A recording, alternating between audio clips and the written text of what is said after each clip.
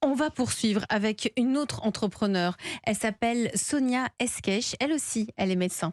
La France bouge, la pépite du jour. Chaque année, nous remettons des trophées européens de l'avenir. Ici, on découvre des pépites, des toutes petites entreprises. Aujourd'hui, c'est le cas. C'est un projet qui est né il y a 2 mois. C'est bien cela, Sonia Eskesh? La société a été créée il y a 2 mois, mais le projet date de plus longtemps. De plus longtemps. Hein. Vous avez 63 ans, vous êtes chercheur, vous êtes passionné par les innovations thérapeutiques. Vous avez travaillé surtout dans l'industrie pharmaceutique. Vous avez démarré en Autriche, c'est ça? Oui, pour Sandoz. Sandoz, aux États-Unis, dans la Silicon Valley, et vous êtes rentré en France pour travailler sur les antiviraux, notamment sur le sida. Ce n'est pas votre première start-up Non, j'ai créé déjà plusieurs startups. que vous avez dirigées, Voilà. vendues. Mais comment ça vous vient, cette histoire de venin de serpent, du serpent mamba? Il paraît que c'est le serpent le plus venimeux au monde. Oui, alors en fait, ces travaux sont issus des recherches menées au CEA par le cofondateur de la société V4Cure et qui travaille donc sur l'identification de molécules d'intérêt thérapeutique dans des venins animaux. Donc c'est basé sur des technologies assez nouvelles d'analyse par génomique, par protéomique pour repérer des séquences de molécules qui ont un intérêt thérapeutique. Donc c'est des résultats de travaux de recherche qui datent déjà depuis de nombreuses années, mais le projet de l'entreprise, la boîte a été lancée en mars. Hein, là, il y a tout juste 2 mois. Donc V4Cure, c'est quoi? Vous aussi, vous allez pitcher. Est-ce que vous êtes prête, Sonia Eskesh? Ok. Allez, on vous écoute. C'est parti. Donc V4Cure développe des médicaments innovants dérivés de venins. Pourquoi cela? Ces venins contiennent en fait de multiples molécules biologiques très puissantes et à action très rapide. Ils sont donc une source de molécules d'intérêt thérapeutique innovants. Donc c'est le but des recherches menées au CEA. Et notre produit phare aujourd'hui est un peptide de synthèse dérivé d'une molécule découverte dans le venin du mamba vert, serpent très venimeux, mais je vous rassure, la molécule n'est pas du tout toxique.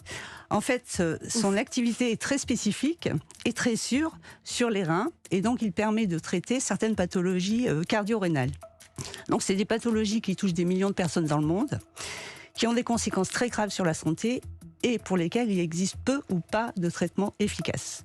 Donc l'objectif de V4Cure est de faire la preuve de l'efficacité clinique de cette molécule et ensuite de l'amener sur le marché via des partenariats industriels. Merci et bravo. Merci pour votre pitch, Sonia Eskesh. Vous êtes la présidente de V4Cure. Aujourd'hui, vous êtes 3 fondateurs. Vous espérez embaucher entre 5 et 7 personnes. Vous avez besoin de pas mal de profils autour de la tech, des compétences différentes.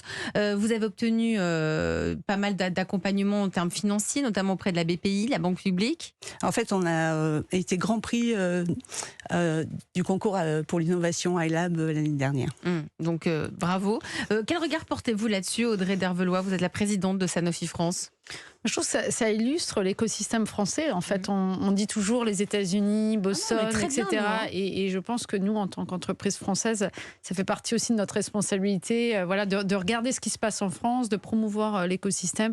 C'est ce qu'on fait d'ailleurs pas mal chez Sanofi. On a beaucoup de partenariats aussi avec des startups. Donc, c'est bien. Mais en tout cas, ça me réjouit, moi, de voir toutes ces initiatives. Si vous êtes parmi nous aujourd'hui, Sonia Eskesh, c'est parce que vous avez des besoins, notamment encore des besoins de financement pour continuer la recherche et le développement des tout premiers médicaments, parce que là, pour l'instant, c'est encore à l'état de projet, si on peut le dire comme ça. On va demander à Nathalie Carré, qui est en charge de l'entrepreneuriat à la CCI, ce qu'elle en pense, parce que c'est son métier, elle, d'accompagner les entreprises. Elle n'est pas médecin, mais les entreprises qui se développent. Bonjour Nathalie. Bonjour Elisabeth, bonjour tout le monde. Non, pas médecin du tout. Pas médecin, mais pour l'entrepreneuriat et pour développer une boîte, c'est votre compétence. Quelles sont les suggestions que vous pourriez faire à Sonia pour V4Cure? Alors, je ne vais pas vous donner le nom de potentiels investisseurs clés en main, mais sans vouloir m'immiscer dans la stratégie de Sanofi, ça pourrait être intéressant pour eux d'explorer de nouveaux domaines thérapeutiques. Moi, j'ai dit ça, j'ai rien dit.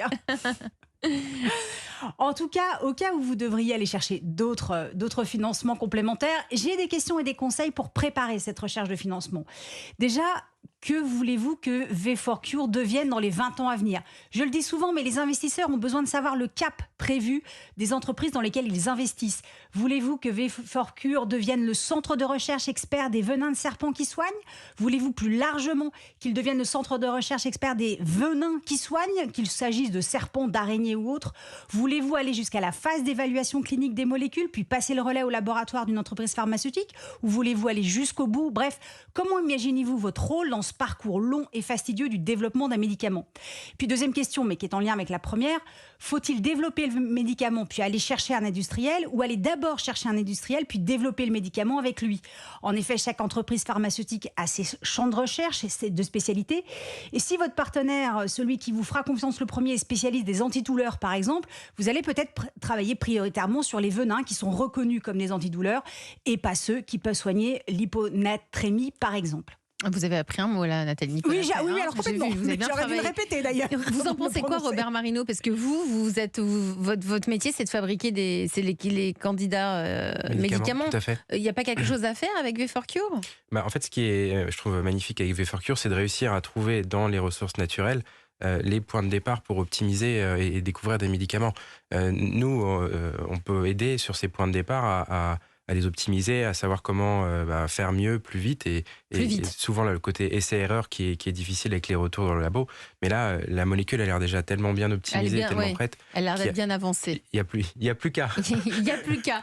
Justement, Nathalie, dans le il n'y a plus qu'à, je crois qu'il faut aussi rassurer des potentiels investisseurs. Eh bien oui, parce que d'après ce que j'ai pu lire, il y a déjà plus de 30 ans qu'on utilise une toxine animale pour un médicament, et pourtant il n'y en aurait que 6 disponibles sur le marché américain et européen à base de venin animal, et il n'y aurait qu'un projet de recherche sur le sujet, Venomix, qui est donc un projet de recherche fondamentale sur les venins et leurs potentielles propriétés médicales. Donc la question que va se poser un investisseur potentiel, c'est pourquoi ce champ prometteur n'est pas plus exploré? Alors votre associé a dit dans la presse il y a quelques années que, j'ouvre les guillemets, l'industrie pharmaceutique préfère les petites molécules simples, actives par voie orale et qui coûtent très peu cher à fabriquer. Identifier un candidat médicament à partir d'un venin animal est une opération complexe. Cette procédure peut prendre jusqu'à 1 an avec un taux d'échec important. Alors pouvez-vous rassurer sur ce point? Sans compter que la plupart des animaux utilisés pour leur venin sont en voie de disparition, victimes de chasse illégale et de leur écosystème détruit. Du coup, quid de la matière première? Est-ce que vous allez les synthétiser ou faire des élevages de serpents venimeux? Alors vous l'avez dit dans votre pitch, mais dites-le dans la présentation de votre entreprise. Par ailleurs, quelles sont les perspectives pour d'autres médicaments en base de venin? Combien de millions, voire de milliards de personnes pourraient être concernées? Certes, on parle de médicaments, mais vos investisseurs futurs restent des structures ou individus qui cherchent un retour sur investissement. Côté autorité sanitaire, quels sont les potentiels, je mets des guillemets, a priori, des instances qui donnent leurs autorisations de mise sur le marché sur ce type de traitement? Est-ce que vous avez déjà évoqué ce sujet avec leurs experts? Et enfin, côté médecins et pharmaciens, ont-ils appris à utiliser ces médicaments dans leur formation? Sont-ils à l'aise avec ça? Ne faut-il pas commencer à les sensibiliser pour faciliter la prescription demain? Et il y a sûrement plein d'autres questions que pourrait se poser un investisseur. Vous devez donc commencer à documenter vos travaux, leurs débouchés potentiels, votre cap, bref, commencer à expliquer pour rassurer et à faire savoir ce que vous faites, encore une fois, pour rassurer sur la pertinence d'investir à vos côtés et pour sensibiliser toutes les parties prenantes. Vous aurez gagné quand V4Cure aura fait en sorte qu'avaler du venin d'animaux pour soigner devienne une évidence pour chacun et chacune, et qu'en plus, on finisse par trouver mignons ces petits animaux venimeux. Merci Nathalie Carré, je vous vois sourire, Sonia Esquèche. Vous avez pris note, j'espère, de tout ce que vous a raconté Nathalie. C'est tout l'aspect business, tout ça, tout pour faire en sorte de rentabiliser, de pérenniser l'entreprise. C'est souvent le cas dans l'industrie pharmaceutique. C'est le fameux il n'y a plus qu'à. C'est-à-dire qu'on a trouvé la solution, mais... Oui, je voudrais quand même corriger tout de suite. Il ne s'agit pas d'avaler du venin. Non, c'est une façon de parler. C'est une façon de parler, Nathalie. On parle en fait de molécules d'origine naturelle.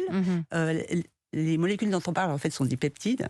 Donc des molécules d'origine naturelle. Il est très facile de les dériver, de les modifier génétiquement pour qu'elles ne soient pas toxiques et surtout pour qu'elles soient compatibles avec un développement pharmaceutique.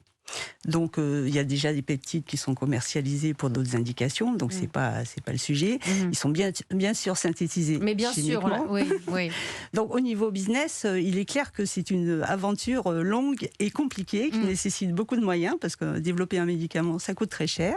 Et donc l'idée, c'est quand même de partir de la base des molécules que nous avons qui sont caractérisées et qui sont actives. Donc on a un pipeline en dehors de la première dont je parlais tout à l'heure. Et en fait, d'utiliser ces molécules dans des pathologies vraiment où il y a un besoin médical. Et ça concerne combien de personnes dans le besoin médical? C'est pour les pathologies cardio-rénales, hein, c'est ça? C'est des dizaines de millions de personnes dans le monde qui sont très mal adressées par les thérapeutiques actuelles. Donc vous reviendrez en tout cas, j'espère nous en parler pour nous donner la suite de V4